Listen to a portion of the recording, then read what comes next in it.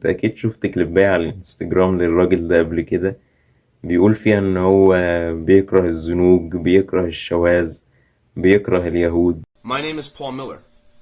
People know me as Gypsy Crusader. I hate. ولحد كده يتبين لك ان هو راجل زي الفل، بس لا، لانك بعد كده بتكتشف ان هو حاجة اسمها وايت سوبريمسيست، وبيكره اي حد غير الوايت بيبول. وزيدك من الشعر بيت الوايت بيبول اللي عندهم نفس افكاره النازيين، يعني من الاخر النازيين الجدد، يعني حتى اللي منه بيتخانق معاهم برضو. المهم ما علينا، انت اكيد كل الحاجات دي عارفها، بس اللي انت ما تعرفوش عايز اكلمك شوية عن تاريخه. جيبسي كروسيدور، جيبسي ده اسم بيرجع يعني أصوله للرومان وكده، عشان هو عنده أصول رومانية. والكروسيدور ده اللي هو الصليبي، اللي هو أيوة الصليبيون، أيوة بس اسمه الحقيقي بول ميلر. اتولد 11 أغسطس 1988 في نيو جيرسي، بلد العنصرية والجدعنة، بلد 100 مليون عنصري. وقبل ما يعمل حرب العنصرية والفتن الطائفية اللي على النت دي، هو كان مواي تاي فايتر، موي تاي ايا كان بقى، بريكورد 14 ماتش، 7 هزايم 7 انتصارات. وبصوا الفورمة اللي كان عاملها، يعني والله العظيم فيزيك جول يا اخواتي. يعني بص الكتف ده اكيد ده بيلعب لاترال ريسيست. انا فهمت جانتي شعبان لما قال عضلة الكتف عضلة عنصرية. وعمل كارير حلو في الكيك بوكسينج سلاش الموي تاي ده، حتى كان كسب بطولة فيه. بس دمر كل ده لما قرر يبقى صحفي. 12 أكتوبر 2018، جماعة اسمهم البراود بويز، تعالوا أقرألكوا شوية عنهم. دي فقرتي المفضلة الصراحة. بيقول لك إيه بقى: هي منظمة أمريكية متطرفة يمينية متطرفة تاني وفاشية جديدة تروج للعنف السياسي. العنف السياسي يا جدعان! طب واحنا مالنا؟ طيب والمشاهد اللي داخل يعرف مين جيبسي كروسيدور ده ماله بالحاجات دي؟ انا شامم ريحة سياسة. المهم جماعة البراود بويز دول راحوا يعملوا ثورة عند الريبابليكان كلاب. ما تسألش، مالكش دعوة، لا بهزر معاك، الحزب الجمهوري حاجة ليها علاقة بالسياسة من الآخر. المهم بول ميلر راح كصحفي مستقل عشان يغطي الحدث ده، وفي جماعة تانية معارضة للإيه بقى، للبراود بويز. جماعة بقى نفس الفكر كده، بس زنوج بقى. أنتيفا هي حركة سياسية يسارية. يسارية التانية كانت يمينية بقى، عشان ما تتوهش مني برضو. اليمين المتطرف ده اللي هو ناحية ترامب أكتر، واليسارية دول بقى اللي هم إيه، ناحية الجماعة التانيين، أوباما والناس دي، يعني مناهضة للفاشية والعنصرية في الولايات المتحدة. تتكون من مجموعة لا مركزية للغاية من المجموعات المستقلة التي تستخدم العمل المباشر اللاعنفي، يا سلام عليك، أو الفظاظة أو العنف لتحقيق أهدافها. العنف. المهم إن جماعة أنتيفا دول افتكروا إن جيبسي كروسيدور بول ميلر تبع جماعة البراود بويز، ومسكوا إنه علقة بنت بس 2 من جماعة البراود بويز ساعدوه، واللي تعدوا عليه دول اتسجنوا، وطلع يتكلم عن الموضوع في الأخبار. وثانية كده، هو ليه شكله هنا وسيم فشخ كده. بس الموضوع ما وقفش لحد هنا، لأن جماعة أنتيفا دول بدأوا يروحوا له لحد البيت ويهددوه، ويروحوا لبيت أمه ويهددوها، وحتى تسببوا في طرده من المكان اللي كان بيدرب فيه موي تاي. بس هو استوعد لهم بقى، ومن هنا بدأت شخصية جيبسي كروسيدور اللي انت بتشوف له كليبات على الانستجرام ده.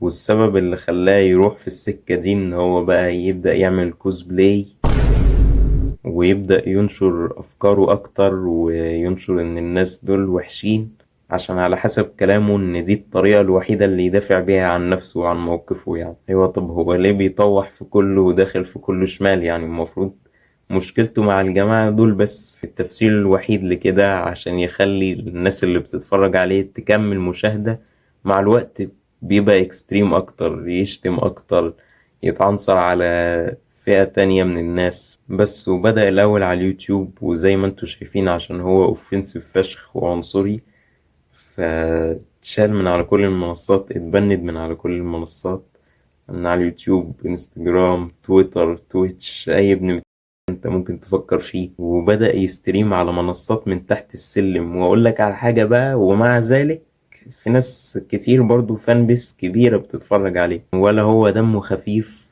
ولا الفان بيس اشك ان هم فاهمين الفكرة بتاعته اصلا. واكبر واحد من الفانز بتوعه عنده 16 سنة. بس فرحان ان في عنصرية في الموضوع. وزي ما انتوا عارفين يعني انا كلمتكم في الموضوع ده اكتر من مرة، ان الحاجة الاكستريم انت ايه بتكون عايز منها اكتر مع الوقت. فهو الفان بيس بتاعته معتمدة على كده. وفضل على الوضع ده لحد 2 مارس 2021 اتقبض عليه بتهمة انه معاه اسلحة من غير رخصة. وانا سمعته قبل كده بيتكلم عن الموضوع ده، يعني ان هو كان زي بيشتري قطع وبيجمعها مع بعض، اللي هو ليه يا ابن هو بي سي. I had my gun in pieces because I was fixing it. واتحكم عليه ب41 شهر سجن. سمعت صوت خروشة في الصالة. تخيلت لو ابويا طب عليا كده. ايوه يا بابا، بتكلم عن حزب الجمهور. وفي 2023 طلع من السجن بالسلام. ياما في السجن مظاليم يا اخويا، والسجن للرجالة.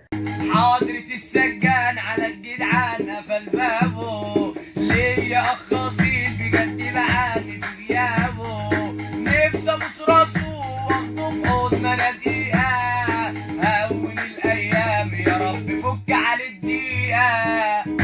طلع من السجن على الحبس المنزلي، اللي هو تقعد كده زي الألف، زي اللي حصل مع أندرو تيت، ما تنزلش حسك عينك تنزل حاجة على النت يعر. وعمل انترفيو ساعتها موجود على النت لحد دلوقتي. ومن وقتها لحد دلوقتي هو شغال في الاستريمات، في كليبات بتتسرب له، لأن هو زي ما قلتلكوا بيستريم على مواقع، مش ابليكيشنز، حتى على مواقع من تحت السلم. والفانز بتوعه بياخدوا الكليبات ينزلوها على الانستجرام، يتبنت تات يابا اللي بعده. وبعدين الانستجرام ده غريب قوي والله، يعني ما يبنتش الحاجات دي الا ياه بعد مثلا شهرين ولا بعد سنة.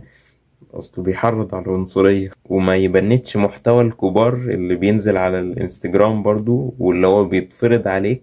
بس انا لما انزل صورة اللي شيخ المجاهدين، يابا في ساعتها انت هتحرض على عنف ولا ايه؟ في ساعتها تتبند. ومن حوالي شهر تقريبا فتح حساب انستجرام وحساب تويتر، بس اتبند تاني الحمد لله. وفي الفترة دي تخيلوا جمع كام فولور، عشان تعرفوا ان هو، بصوا المراهقين ما صدقوا ده كنز بالنسبة للمراهقين. كمية بيديهم كمية دوبامين بنت وسخ. يموتوا في العنصرية والتطرف المراهقين دول والله. في يومين بس كان مجمع له بتاع 200,000 فولور بس. وزي ما قلتلكوا، لأن هو الصراحة أنا مش هحور عليكم برضو، هو لو ما كانش بيكره العرب كنا هنحبه احنا كلنا، لأن عنده مواقف برضو تتحب، زي مثلا إنه بيكره اليهود، بيكره الشواذ، بس هو بيكره العرب والمسلمين. لا، لحد هنا وسطه. واتعلمت منه كم مصطلح عنصري بيقولوا علينا هناك. بيقولوا علينا ساند نيك، بيقولوا علينا كامل جيركرز، يعني بنعمل حاجات وحشة للجمل. My question is that there are a lot of Muslim countries that could band together and help one another, but they don't seem to ever do that. Instead, the Shiites and the Sunnis are too busy killing one another.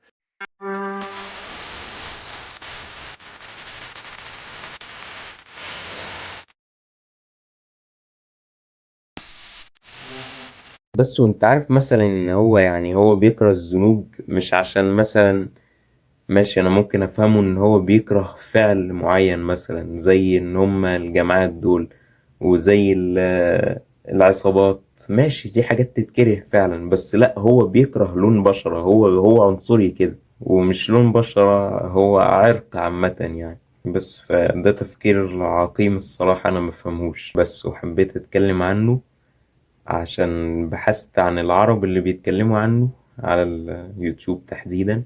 ما لقيتش غير جدع واحد بس، والفيديو بتاعه جامد الصراحة، شوت اوت للجدع ده. بس انا ضفت حاجات جديدة في الفيديو ده، فأتمنى تستمتعوا بيه وتقدروه. وهحاول ألم الدنيا في المونتاج، يعني هحاول ما تبنتش. حاجة كمان عايز أضيفها، ان القناة دي فقر من اولها كده.